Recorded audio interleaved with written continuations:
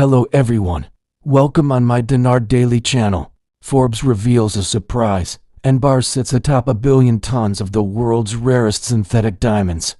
Forbes revealed one of the biggest geological surprises in the Middle East. Explorations have proven the existence of silica, with a purity ranging between 98% and 99%, which makes the Iraqi site one of the most important sources of rare resources globally. Experts point out that Iraq has the highest known reserves in the region. If Iraq succeeds in this, silica could be the first practical step in the path of diversifying the national economy. As soon as the new exchange rate is released, the United States of America is going to pour billions, if not trillions of dollars into Iraq. The fiancé is soon to become our bride. This is the execution phase of the private sector. It is the backbone of the strategy. The gatekeepers are pleased. World Bank, IFC doesn't move unless the IM, BIS, and the U.S. Treasury are on board. Their risk teams have done the homework. Reserves are strong. Inflation crushed. Digital infrastructure is live. Political continuity likely.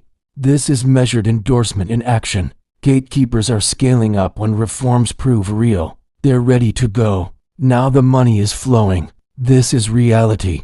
Iraq's future is bright. Gatekeepers are pleased. The overall elections right now, they're not telling you the truth. They're saying Maliki's in, Maliki's out, SUDANI's still in running, SUDANI's out. They're all over the board right now. We have to give it time and be patient because the rate is not going to change till after the government is formed. Is it a remote possibility that Mark Savaya could be named Prime Minister? Mark is Iraqi. It should be Mark Savaya. I don't know if it's going to be. My teams feel that of all the people we can consider, Mark Savaya would be the right one, especially Donald Trump groomed Mark for what is happening in Iraq as we speak. I think Iraqis would accept him with open arms because they know him.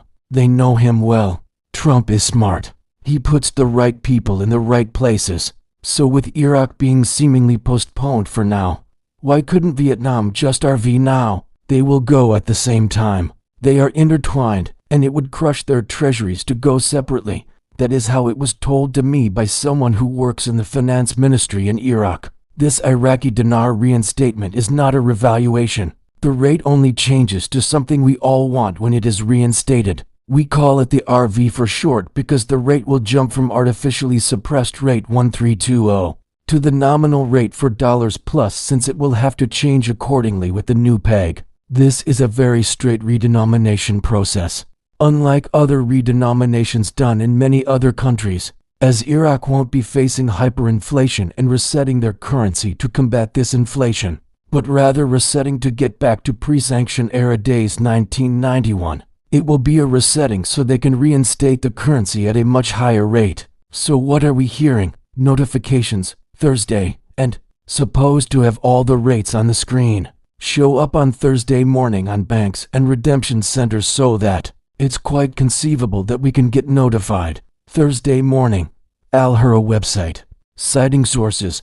U.S. officials informed Maliki that his nomination was categorically rejected and that proceeding with it would have consequences. The U.S.-based Al-Hurra website quoted sources from the coordination framework as saying that the failure to elect a president was due to the dispute over the nomination of Nouri al-Maliki. She added that Maliki tried to open channels of communication with American officials to find out if Trump's veto was negotiable, but the response was decisive. Proceeding with his nomination will have repercussions. The CBI can adjust when ready. They're independent since their law from 2004. The gatekeepers, IMF, BIS, US, want data-driven moves. They don't want shocks. Digital technology like programmable dinar allows for fast and furious market emotion to build demand positively upon adjustment. You have your family lawyer, financial advisor, bookkeeper, accountant, IRS agent, pastor to guide you. As I was traveling to Northern Africa, I thought to myself, what if Iraq charges its development road project clients in US dollars? And my heart dropped. Can they do that?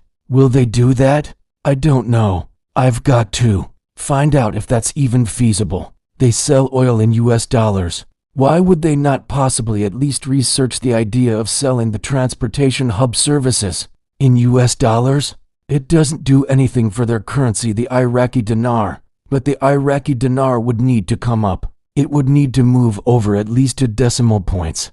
We need the IQD to move over several decimal points in order to realize some sort of profit. Bloomberg. Washington threatens to withhold Iraqi oil revenues because of Maliki. U.S. officials met with the governor of the Central Bank of Iraq in Turkey last week. Sources told Bloomberg that Washington informed Iraqi officials in recent days that it might reduce Iraq's access to oil export revenues if Nouri al-Maliki is appointed prime minister. Given the U.S. view of him as being close to Iran, the United States issued a new warning during a meeting held last week in Turkey between the governor of the Central Bank of Iraq, Ali al-Alak, and senior American officials. The CBI has officially reduced the currency count in Iraq by 5% in an effort to curb inflation and increase the value of the remaining currency. More than likely, this is how and why the PM has reportedly stated that the value of the currency, currently at 1320, will not remain. All roads do not lead to the RV. There are many ways to add value, purchasing power to the dinar besides a hard RV.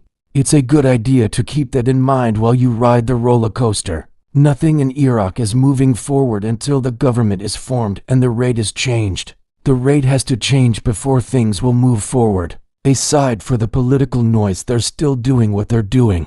Follow the money. Follow the largest financial institutions in the world.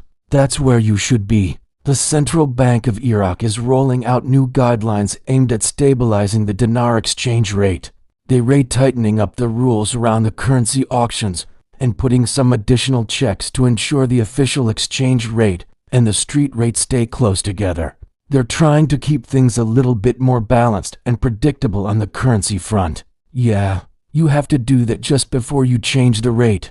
You need a stable platform in order to introduce a new rate. Maliki's name appears 120 times in Epstein's files.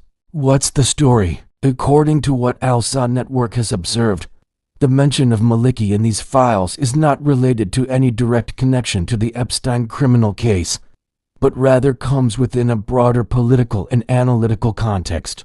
The answer provided by these materials does not point to any direct connection with Epstein, but rather places al-Maliki at the heart of what the documents describe as Iraq's moment of collapse. One of the most frequently repeated points within the Epstein files relates to what the texts describe as the Iranian engineering of Maliki's continued hold on power. According to the documents, Qasem Soleimani was the main driver of the political deal that kept Maliki as prime minister. Iraq still waits for a breakthrough in the election cycle. Meanwhile, the central bank is still moving ahead with its banking reforms. We know that the central bank is ready to move ahead with the currency reform project and make tangible evidence to us. They are ready right now. Yes, the project to delete the zeros still sits in the wings waiting the election to show positive results. Certainly, if Iraq insists on Nouri al-Maliki, this process may take some more time. If he backs down and al-SUDANI is nominated, we could see the rest of the process fly ahead very quickly. Thank you for watching.